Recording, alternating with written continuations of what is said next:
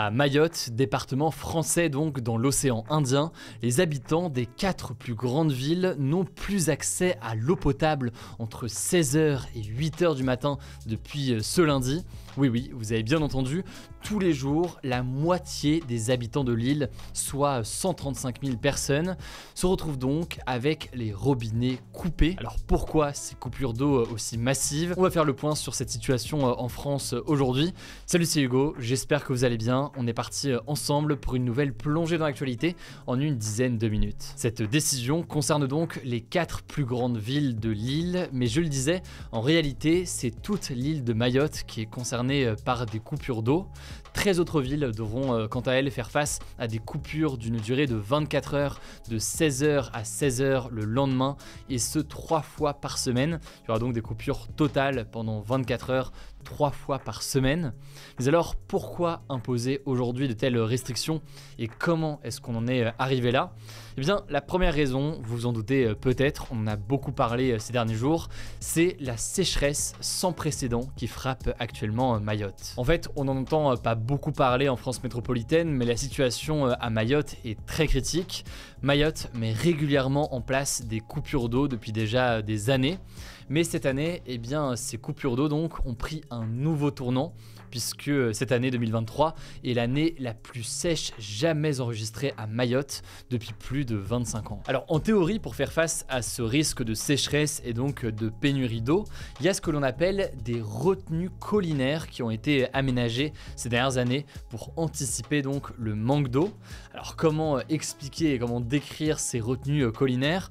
En fait, il faut imaginer ça comme une sorte d'énorme trou creusé et façonné donc dans la montagne pour recueillir en fait et stocker ensuite l'eau qui va ruisseler des vallées et des collines pendant la saison des pluies. À la fin donc ça ressemble à un grand lac. Il faut savoir que ces deux retenues collinaires, elles assurent normalement 80% de l'approvisionnement en eau potable de l'île, et donc l'objectif avec ces retenues, c'est de faire en sorte que quand il pleut, eh bien l'eau s'accumule, et à l'inverse l'été notamment quand il fait beaucoup plus chaud et sec, eh bien cette eau est utilisée directement par les habitants. Jusqu'ici, l'île de Mayotte essayait de s'en sortir avec ce fonctionnement, mais aujourd'hui, le niveau des retenues collinaires est extrêmement bas.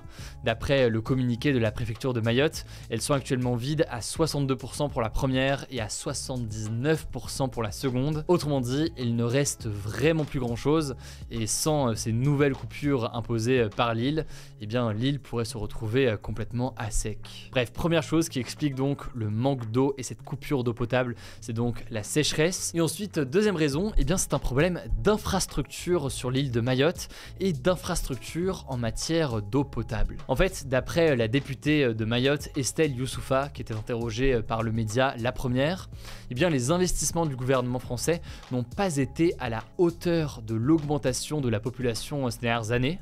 Autrement dit, il n'y aurait pas assez d'eau potable qui circule pour subvenir aux besoins de tous les habitants, notamment parce que les tuyaux actuels sont souvent vieux et fragilisés, donc ça n'aide vraiment pas, ça entraîne des fuites très importantes et donc des pertes d'eau qui pourraient être évitées. Et en parallèle, les usines de dessalement de l'eau de mer ne sont pas suffisamment puissantes pour subvenir donc aux besoins. Par ailleurs, concernant les retenues collinaires dont je vous parlais, il faut savoir qu'il y a une troisième retenue collinaire qui était en projet de construction pour l'année 2026, ainsi qu'une nouvelle usine d'ailleurs de dessalement de l'eau, mais ces deux projets ont pris beaucoup de retard, notamment en raison de problèmes d'argent liés à la vente de terrain où ils devaient être construits. Donc ça a accumulé du retard et ça fait que les solutions potentielles ne vont pas venir tout de suite. Enfin, malheureusement, pour ne rien arranger, il faut bien comprendre que la situation sur place, elle est très compliquée pour les habitants, puisqu'en matière d'eau potable, à part l'eau du robinet, forcément l'alternative, ça pourrait être les packs d'eau qu'on peut acheter en supermarché. Le problème, c'est qu'elle est extrêmement chère, faut compter plus de 6 € pour un pack d'eau qui vient de la Réunion et 5 € pour un pack d'eau qui vient de l'Hexagone, là où typiquement en métropole, les habitants le payent beaucoup moins. Alors évidemment, les conséquences pour les habitants sur place sont très nombreuses.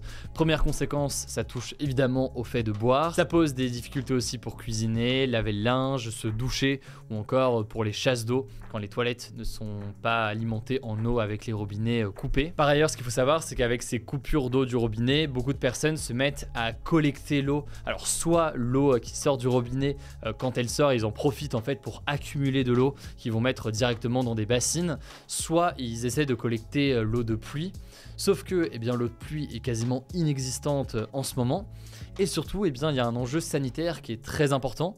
En effet, si l'eau reste stagnante comme ça, dans des éléments qui ne sont pas forcément faits pour stocker de l'eau, il y a un risque d'un point de vue sanitaire et de développement donc d'un certain nombre de maladies. Bref, on voit là une nouvelle fois, avec notamment les questions de sécheresse, une conséquence du changement climatique en ce moment et en France très précisément ici. En tout cas, si vous voulez en savoir plus, je vous mets des liens directement en description. En tout cas, en parallèle, les situations d'expulsion se poursuivent aussi. On avait déjà parlé de ce plan du gouvernement il y a quelques mois, on en reparlera dans quelques jours. Mais situation très délicate à Mayotte, courage à tous ceux qui habitent sur place et qui suivent ce format des Actus du jour. Courage à vous et on en reparlera évidemment dans les prochains jours. Je laisse la parole à Blanche pour les actualités en bref et je reviens juste après. Merci Hugo et salut tout le monde. On commence avec une première actu en France. Emmanuel Macron a confirmé ce lundi qu'Elisabeth Borne resterait à son poste de première ministre. Cependant, il devrait y avoir ce qu'on appelle un mini remaniement. Entre 5 et une dizaine de ministres pourraient quitter le gouvernement selon différentes sources. Pape Ndiaye, le ministre de l'Éducation nationale, et François Braun, le ministre de la Santé, pourraient être concernés. D'autres ministres sont également dans le viseur, comme Marlène Schiappa, la secrétaire d'État chargée de l'économie sociale et solidaire. Par ailleurs, le président de la République va prendre la parole d'ici la fin de la semaine afin de faire un bilan sur les 100 jours d'apaisement qu'il avait annoncé après la réforme des retraites au mois d'avril. Il s'envolera également en fin de semaine en Nouvelle-Calédonie, un territoire français d'outre-mer, afin d'évoquer l'érosion du littoral de l'archipel, mais aussi le futur statut du territoire, qui est partagé entre ceux qui veulent son indépendance et ceux qui veulent maintenir son rattachement à la France. Deuxième actu, toujours en France, les tarifs de l'électricité vont augmenter de 10% à compter du 1er août, a annoncé le gouvernement. Cette hausse, elle concerne tous les ménages et les toutes petites entreprises. Concrètement, pour un ménage, ça représente en moyenne une hausse de 150 € par an. Alors le gouvernement justifie cette augmentation par le fait de vouloir sortir peu à peu du bouclier tarifaire qui limite en fait les prix de l'électricité et qui avait été mis en place à la fin de l'année 2021, doit disparaître progressivement jusqu'à début 2025 selon le ministère de l'économie Bruno Le Maire. On enchaîne avec une troisième actu, la vaccination des enfants dans le monde, qui avait baissé pendant la pandémie de Covid-19, est repartie à la hausse selon l'Organisation mondiale de la santé. Concrètement, ça veut dire que 4 millions d'enfants ont été vaccinés en plus en 2022 par rapport à 2021 pour des maladies comme la diphtérie, le tétanos ou encore la coqueluche. Cependant, la couverture vaccinale n'a toujours pas atteint les niveaux d'avant la pandémie, ce qui expose les enfants à de graves risques d'épidémie comme celle de la rougeole. La couverture pour la première dose contre la rougeole est à 83% en 2022, mais reste bien inférieure aux 86% atteints en 2019. Quatrième actu, la rédaction du Journal du Dimanche, un journal important dans la presse politique en France, réputé plutôt conservateur et proche du gouvernement aujourd'hui, a voté ce mardi pour la reconduction de la grève entamée le 22 juin dernier. Depuis le début de la grève, l'hebdomadaire n'est pas paru 4 dimanches de suite et le site internet du JDD n'a pas été réactualisé. Si vous n'avez pas suivi, en fait, les journalistes sont en grève pour empêcher l'arrivée de leur nouveau directeur, Geoffroy Lejeune, ancien directeur du magazine d'extrême droite Valeurs Actuelles. Il est notamment connu pour avoir soutenu le candidat d'extrême droite Éric Zemmour à la présidentielle et il a été renvoyé de son poste de Valeurs Actuelles car il était considéré comme trop extrême. D'ailleurs, suite à cette reconduction de la grève, une quinzaine de députés représentant plusieurs groupes vont déposer une proposition de loi visant à protéger la liberté éditoriale des médias sollicitant des aides de l'État. En gros, le but c'est de faire en sorte que si l'État verse des aides à un média, direct ou indirect, et bien dans ce cas, les journalistes auraient un droit de regard en quelque sorte sur la nomination de leur directeur ou directrice de rédaction. Une nouvelle réunion doit avoir lieu ce mercredi pour la suite de la grève, on vous tiendra au courant. Cinquième actu, toujours en France, la ville d'Angoulême, en Charente, interdit désormais de rester assis, allongé ou encore debout sans bouger dans les rues du centre-ville, peine d'une amende de 35 €, pouvant aller même jusqu'à 150 € en cas de récidive. L'objectif, selon la ville, c'est de lutter contre, je cite, l'occupation abusive de l'espace public. En gros, selon la mairie, ce n'est pas une mesure anti-mendicité et ça ne vise pas les gens qui font la manche sans gêner l'espace public, par exemple, mais ce qu'ils appellent les marginaux, qui ont toujours, selon la mairie, des chiens violents et qui boivent alors qu'il y a un arrêté anti-alcool. Bon, vous vous en doutez, cette décision a fait énormément parler. la Ligue des droits de l'homme a dénoncé, je cite, un arrêté anti-précaire très classique qui cherche à chasser des centres-villes les plus précaires sans qu'ils ne dérangent forcément d'autres personnes. Surtout qu'en 2014, la ville d'Angoulême avait déjà fait parler lorsque la mairie avait décidé de grillager certains bancs publics